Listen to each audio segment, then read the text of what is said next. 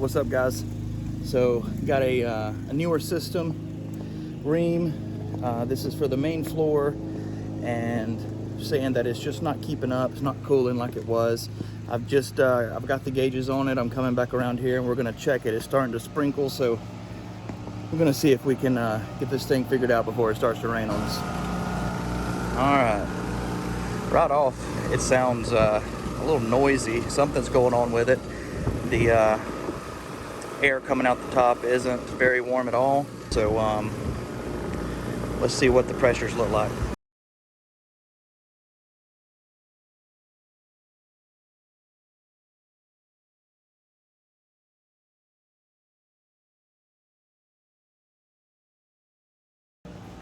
So yeah, as you just seen, the pressure's way off on it. First thing I'm gonna check is the TXV. Ream's been having a few issues with these things, so I'm gonna remove that bulb and hold it in my hand and watch the pressures, and we'll see how much it changes. A few moments later. Taking that bulb out and holding it did absolutely nothing. It didn't change in the slightest little bit. So I'm gonna try to turn this unit off.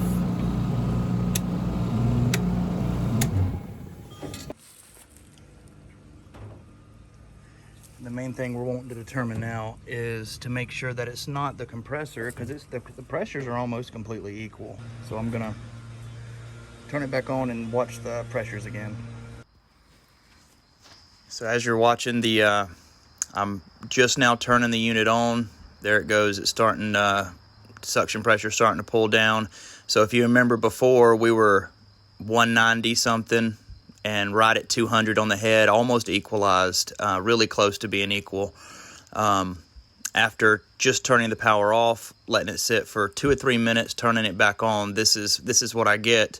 So these pressures go instantly to looking really good. So that the superheat does drop just for a few minutes while that system is getting up and stabilizing. But I'll skip forward. I recorded this for about 10 to 15 minutes, just watching the pressures, seeing how it acted.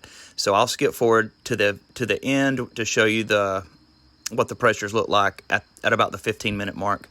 But this definitely had me scratching my head. The compressor is not noisy anymore, and this system is cooling exactly like it should.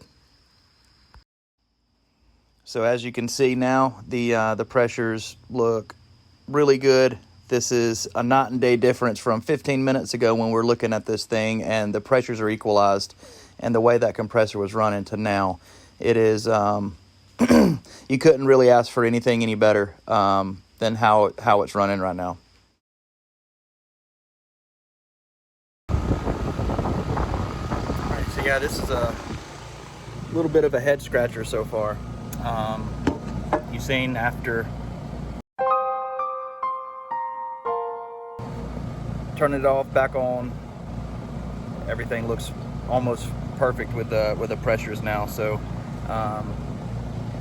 we're gonna keep messing with it. One eternity later. That was definitely a head scratcher. I hate I wasn't able to film the rest of it, but yeah, it had me scratching my head for a long time. I was there probably an hour and a half longer, and I decided to quit filming because I wasn't sure what was going on with it. Wasn't really nothing to film.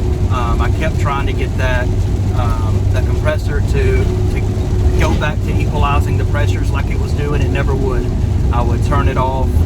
I would let the pressures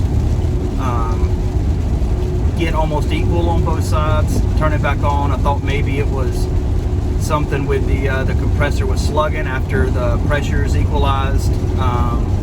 Never would do it. Just so happened I was in the inside where the furnace is. The condensate pump was making a funny noise.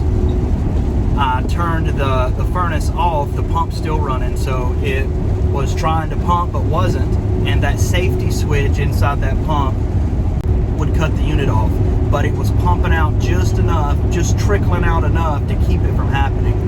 And what had happened initially when I first got there is that safety switch float had turned the out door unit off and on really quickly. And if any of you guys have been doing this long enough, you know that when you turn the power off and back on within half a second, that compressor, a lot of these scroll compressors will start to run backwards. They cut back on a really heavy load in that compressor because it hasn't had time for the pressures to equalize before starting back up. So a lot of times it'll run really, really loud, and it can equalize your pressures like that until you turn it off and back on. I really was thinking it was going to be some type of valve issue with the compressor, but the more I watched it run, the more perfect it was running. Creating a perfect subcooling, superheat, everything was dead on. So yeah, so when you see equalized pressures, it's usually always going to be a compressor deal. But this was probably one of the first ones I'd ever been to where it was doing that from the compressor running backwards from when I got there. So yeah, I was scratching my head for a long time on that one. Luckily, I was able to find the pump still running, and that's also something else that wouldn't typically happen. It would just cut off on the float switch in that pump if it wasn't pumping, but this thing was pumping, trickling out just enough to keep that level right at where the limit is, and it apparently had went over the limit and back down just enough to cut it off and on really, really quick. So that was a crazy one. I definitely learned a lot out of this one. It's going to be something that I'll definitely keep in mind when I see something with a compressor running like that again. But 99% of the time, your compressor's equalized. The pressures are equalized. It's going to be a compressor. Valves are bad in it, but they will do it when you take the power off and put it back on. So definitely something good to know how a compressor works when the power is turned off and back on. All right, well, I hope this will help somebody that is struggling as bad as I was on this one. It's funny, 15 years of doing this type of stuff, and you will still learn things as you go. I don't claim to know it all, that's for sure. All right, well, I hope this video helped, and we'll see you at the next one.